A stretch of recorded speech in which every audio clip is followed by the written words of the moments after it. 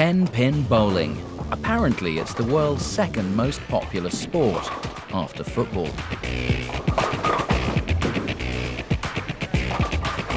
More than 100 million of us do it every year. In the US, it's a $10 billion industry. And to keep that industry going, we need to be able to play at least 10 games an hour, and that means resetting the pins in just 8.5 seconds.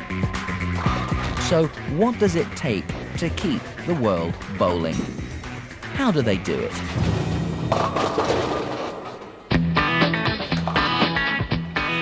Bowling hasn't always been played at such breakneck speed. The Sheephead pub in Edinburgh built its 10-pin bowling alley in 1871, and the game has been played the same way here ever since. This version is much closer to the centuries-old match of skittles. The balls don't have holes for your fingers, but otherwise the equipment looks pretty much the same as 10-pin bowling today. But the pace is very different because there's a person, not a machine, respotting the pins at the other end. But hey, these guys are in no hurry. You end up with a very strong right arm from lifting the beer and lifting the ball, yeah. So how do you create an alley which can reset its own pins in a matter of seconds? To find out, we've come to the AMF Kubica factory in Virginia, USA, where they make the machines known as pin spotters. They've been making them since 1945, and demand is huge from all around the world.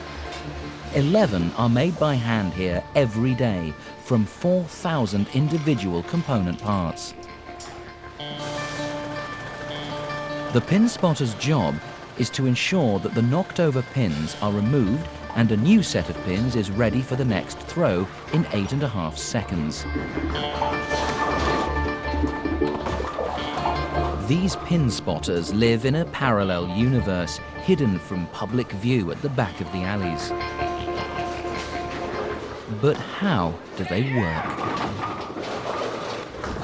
Every pin that's knocked down is swept off to a carousel at the back and positioned the right way up.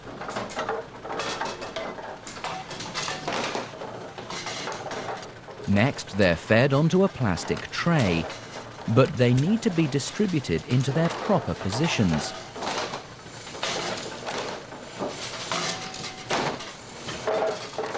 These pins are then respotted. Only one of the 10 pins can fit into one of the holes. But how does the arm know where to put each pin? The answer is with the irregular shaped rail on this white plastic wheel.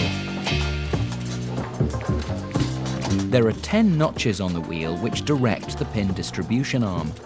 As the wheel revolves, the mechanism repositions the arm so that each of the 10 pins ends up in its correct space.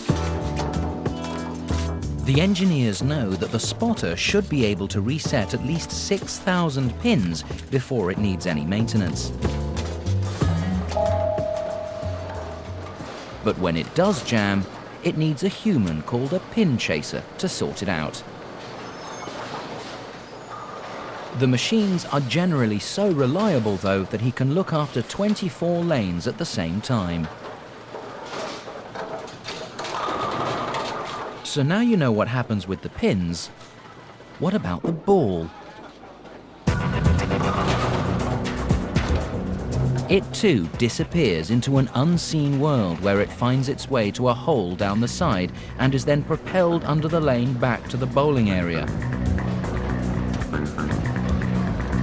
A bowling ball can weigh up to 16 pounds and is usually made of plastic. These sample balls are stringently tested in the factory. A ball will typically play a punishing 50 games a day and should last at least 5 years. The test ball will pass through this loop-the-loop machine 4 million times. This machine runs 24/7. It's non-stop. The only thing that really stops this machine here is a power failure. This is literally a job for a ball breaker. My job is to break things. And that's basically what I do. I put it to the test and see what does it take to break it and what does it take to make this part fail. So next time you're out at the bowling alley, spare a thought for the pin spotter and the pin chasers working feverishly behind the scenes.